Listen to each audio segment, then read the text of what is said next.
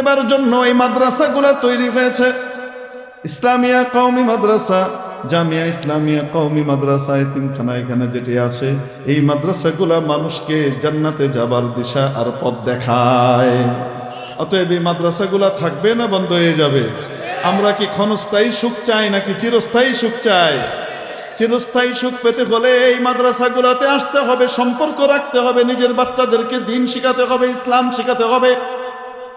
হাফেজ আলেম বানাতে পারেন চাই না পারেন, কমপক্ষে 3 বছরের জন্য ছোট্টবেলায় বাচ্চাটাকে মাদ্রাসায় দিয়ে দেন।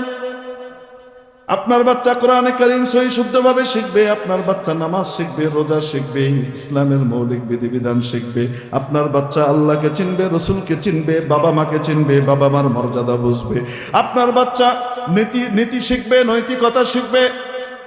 এই বাচ্চা ভবিষ্যতে মন্ত্রী হলে, এমপি হলে দেশের টাকা পাচার করে বিদেশে পার করবে না। এই বাচ্চা আল্লাহর কাছে দায়বদ্ধ হবে। অতএব 3টা বছর নুরানি মক্তবে পড়ানোর পরে এই বাচ্চাটাই সবকিছু পড়ার সাথে সাথে ক্লাস 1, 2, 3 বাংলা, ইংরেজি, অঙ্ক 3টা সাবজেক্টও সে পড়ে ফেলবে। তারপরে আবার বাচ্চাটা এতটুকু যোগ্য হয়ে যাবে, আপনি যদি দুনিয়া থেকে চলে যান, আপনার জানাজার নামাজের ইমামতটাও আপনার কলিজার টুকরা করতে পারবে। মেরে মুহতারাম দোস্ত, মাত্র 3 বছরের ভিতরে এই কাজগুলো হবে। এরপরে আপনার বাচ্চাকে চাইলে আপনি মাদ্রাসায় কন্টিনিউ করেন, না চাইলে স্কুলে দিয়ে দেন।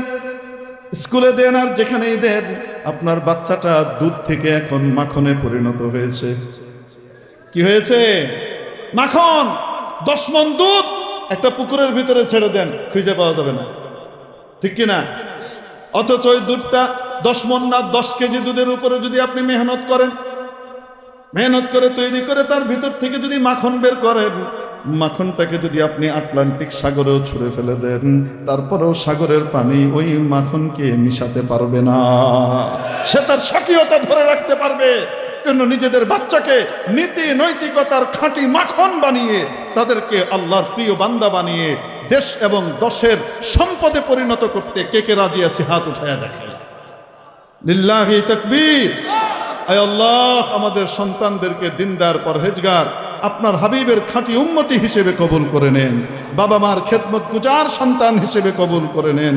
ওয়া আখিরু দাওয়ানা আনিল হামদুলিল্লাহি রাব্বিল আলামিন। আসসালামু আলাইকুম ওয়া রাহমাতুল্লাহি ওয়া বারাকাতুহু। 3জন বাচ্চার মাথায় হাফেজে কোরআন হওয়ার